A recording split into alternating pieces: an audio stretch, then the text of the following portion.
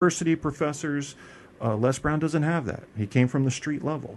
What he has is appeal to emotion. That's what he has. That's his whole game. And he's good at it, very good at it. I enjoy watching him talk. But there's no substitute for a classical education, a true education. You can go to a library and check out books all day long. But if you can't sit there and have a group discussion about it and then have an expert, as in a professor there, to clarify and help you learn the correct way and build the proper foundation, if you're just learning from a book, half of which may have been disproven since the book was written, you're in trouble. You can't build on the truthful foundation if you don't have a truthful foundation to build on. You know, that's a problem. So don't diminish the value of a proper education. You know, you quit school at 8th grade, I can point you out in a crowd at 30 years old when you get there. I guarantee I can. I just need to talk to you for 5 minutes, and I will know who has done studying in a classic environment and who has just read books and who has foregone all of those things. I don't know what the point is. The point is, if you want to succeed at some sort of goal or something you have, and I was thinking about new podcasters and stuff, you don't have to be an expert at what you're talking about. You just have to have an interest in it. That's true. But you do have to be resourceful. Get rid of the uhs, and you knows as much as possible. You can't get rid of them all usually, but you never know. It depends on your speaking style. Let's see what else. What were we talking about? The thing about getting older, especially when you have medical issues, is your memory. Not to be confused with your mammary, which is a gland that gives you the milk from the titty. The titty. Titty, my favorite English word. I like to say it. I like to think about it. Titty, titty, titty, titty. But I'm not a boob guy. I'm not. I'm a butt guy.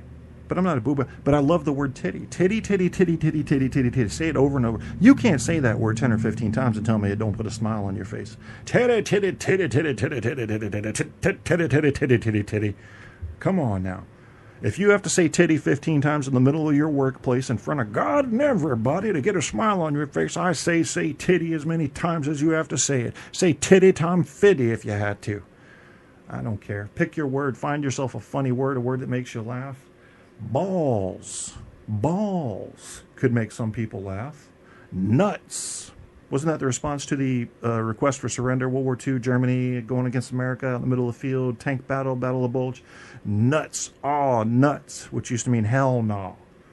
Yeah, that's new translated. It's hell no into ghetto speak 2015, which is what we prefer. It's simpler.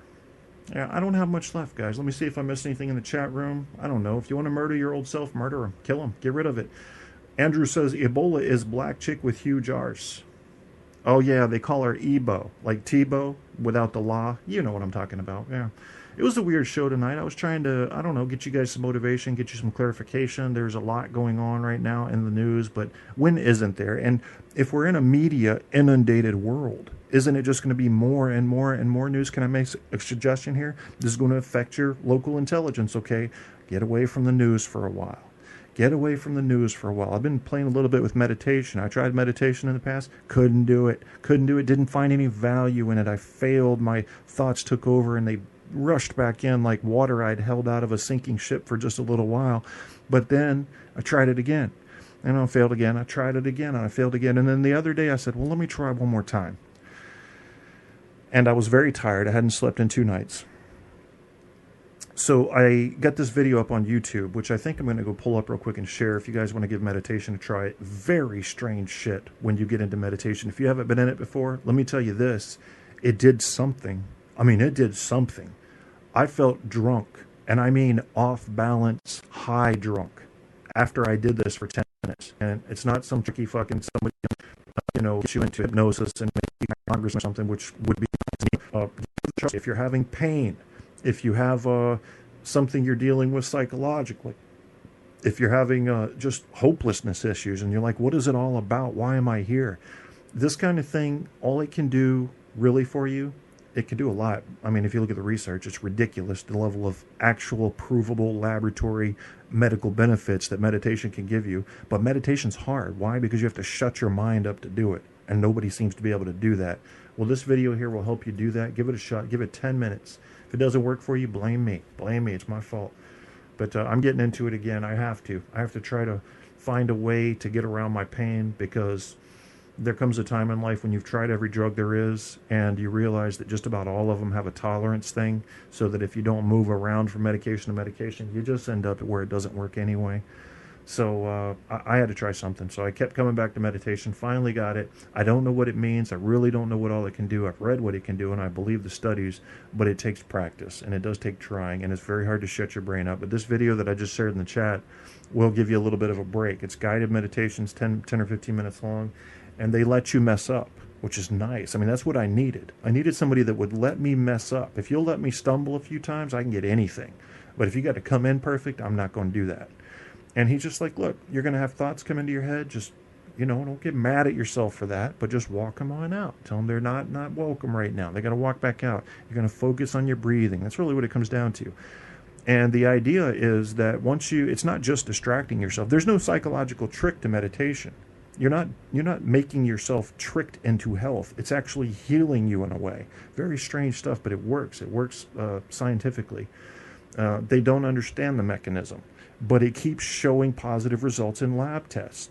So I'm trusting it. There's too many studies out there now, literally thousands of reputable studies showing how good meditation is for you, whether you're depressed, whether you're physically hurt, whether you're just psychologically hurt, carrying around baggage. Maybe you're just Rick and you're like, I don't know. I think I might have gotten HIV from the guy at the store with the cigarettes. He was black, and we do know that he has the Ebola AIDS, which is a special kind of Ebola.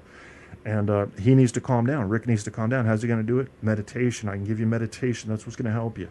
I don't know, for real. Thank you. Thanks for saying good show, Trevor. It wasn't a good show. However, I appreciate the compliment.